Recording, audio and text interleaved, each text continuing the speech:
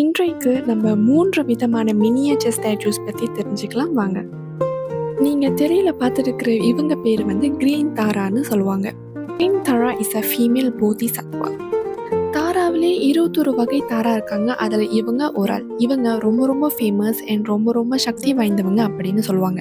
Green தாரா அப்படின்னு சொன்னால் தாய்லாண்டில் ரொம்ப ரொம்ப ஃபேமஸ். அதனால தான் சில ஹிந்து மக்களுக்கு இவங்களை பற்றி தெரியறது ரொம்ப அரிது. கிரீன் தாராவுக்கு ஒரு பவர்ஃபுல் இருக்குது. நீங்கள் எந்த மாதிரி ட்ரபிளில் மாட்டிக்கிட்டாலோ இல்லை உங்களுக்கு ப்ரொடெக்ஷன் வேணுமா இருந்தாலும் இவங்களை வழிபடுறதுனால இல்லை இவங்க நம்மளை வீட்டில் வச்சுக்கிறதுனால எல்லா மாதிரி ட்ரபிள்ஸும் சரியாகும் அப்படின்னு 6th செஞ்சுரியிலே எழுதியிருக்கு.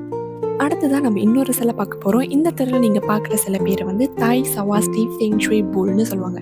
இந்த பேரில் ஒரு யூனிக்கான ஒரு விஷயம் இருக்குது. என்ன தெரியுமா? சவாஸ்டி வந்து தாய்லாண்டில் வணக்கம் சொல்கிறதுக்கு பயன்படுற ஒரு வார்த்தை.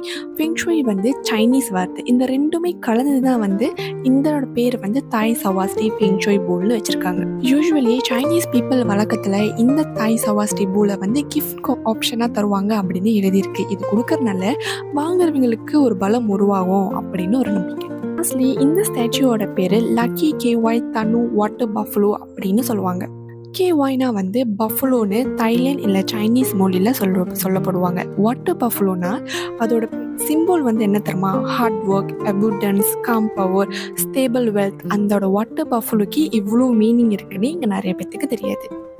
நம்மள எத்தனை பேர் கவனிச்சிருப்போம் எனக்கு தெரியல. ஆனால் மோஸ்ட்லி சைனீஸ் பீப்புள் கடையில் இந்த வாட்டர் பஃபலோ கண்டிப்பாக இருக்கும். இது விற்கிறனால அவங்களுக்கு 100% ஹை ப்ராஸ்பரிட்டி, அதுவுமே இல்லாமல் நல்ல வெல்த், நல்ல லாயல்ட்டி அண்ட் ஹார்ட் ஒர்க் கொடுக்கும் அப்படின்னு நம்பப்படுது.